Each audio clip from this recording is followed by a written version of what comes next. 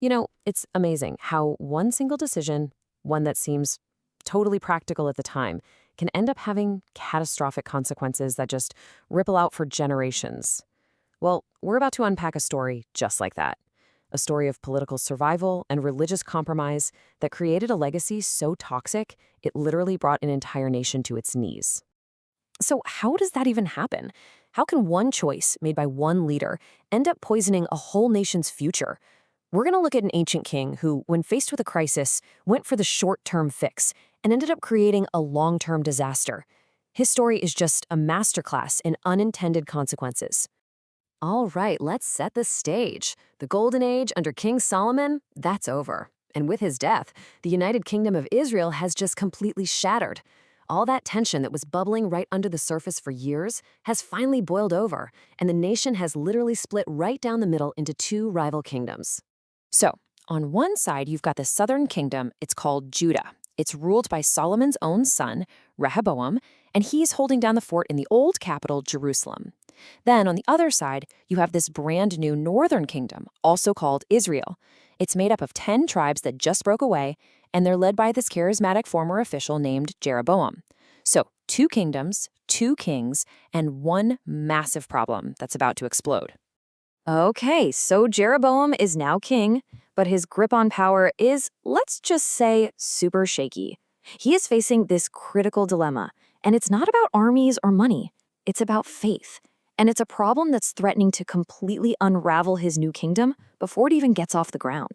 So here's the heart of Jeroboam's problem. By law, all of his people, his citizens, had to travel to the temple in Jerusalem for the big religious festivals. The only issue? Jerusalem was now the enemy's capital city. Can you imagine?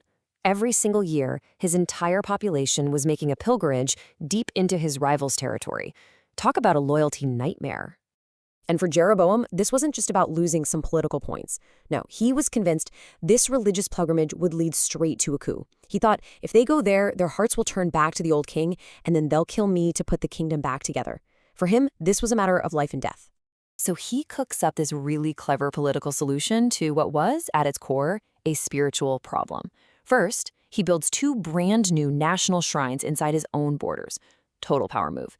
Then, he puts a golden calf in each one at Bethel in the south to catch people before they could get to Jerusalem, and another at Dan, way up north. And the final step?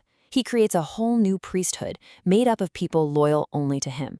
It was basically a state-run religion designed for one thing and one thing only: political control. But here's where it gets interesting. Just as Jeroboam is kicking off his new system, right at the peak of his power, the whole thing gets interrupted. He's about to get a very public, very dramatic, and very supernatural warning, and it's his one chance to turn back. Just picture this scene, okay? King Jeroboam is personally leading a ceremony at his new altar in Bethel. It's a big deal.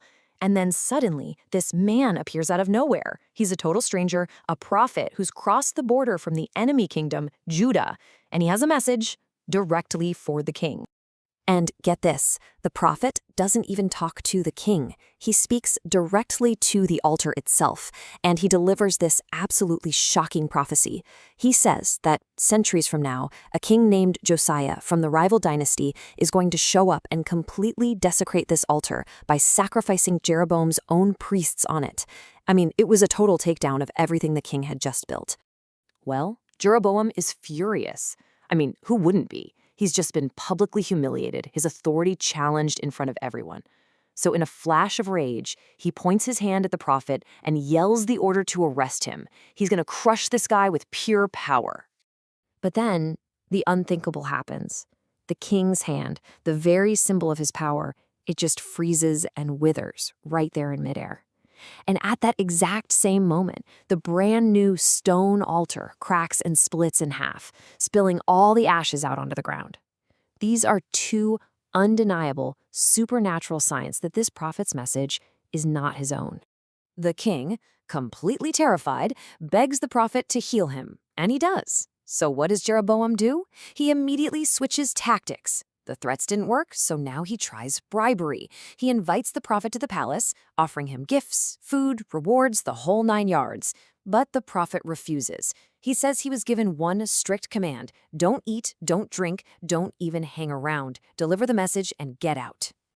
You'd think that would be the end of it, right? King gets the message, changes his ways, but what happens after this incredible showdown is not one tragedy, but two. It's a story of two profound failures, and each one just makes the other one worse, ultimately sealing the nation's fate. It's really fascinating when you break it down. On one side, you've got the prophet. This guy was strong enough to stand up to a king's threats and his money. But on his way home, he gets tricked by a simple lie from another prophet, a peer, and it leads to his own tragic death. Then you have the king. He witnessed divine power firsthand, the withered hand, the shattered altar, the healing. I mean, you can't get clearer than that. And yet he chose to ignore all of it, just so he could cling to his political power. And this, right here, is the final verdict on the man. After all that, after seeing undeniable proof that he was on the wrong path, Jeroboam doubles down. He just keeps going, appointing his convenient priests, propping up his state religion. He saw a miracle, and he chose to ignore it. And that choice, right there, became the defining sin of his entire legacy. See, Jeroboam's decision wasn't just a personal failing. It became a national curse. This one single act of political convenience cast a shadow that would hang over his kingdom for its entire brutal existence. So this becomes known as Jeroboam's original sin. But it's not just about one bad choice. It's really a blueprint for failure. It's the classic case of using faith for political gain and, in the process, poisoning the well for the entire nation. It created a benchmark of failure that every single king after him would be measured against and fail. And this decision set off a devastating domino effect. It became a pattern, a political trap that was just too easy to fall into. When you look at the historical record, king after king after king is condemned with almost the exact same phrase. They walked in the ways of Jeroboam. Why? Because it was just easier to keep the corrupt system going than to fix it. And that path of least resistance became a death spiral that they could not escape, leading all the way to the nation's final, total destruction. And just think about that time frame. We're talking about 200 years. A single decision, born out of fear and a need for political security, not only outlived the guy who made it, but it defined 2 full centuries of decline. The convenience of one moment became the catastrophe for generations. So that leaves us with this final thought, doesn't it? The story of Jeroboam isn't just some dusty piece of ancient history. It's this incredibly stark reminder of how the choices we make for short-term convenience can create these devastating long-term consequences. It really forces us to ask, what compromises in our own lives, in our communities, or even our nations, made just for today's ease, are actually casting the longest and darkest shadows on tomorrow?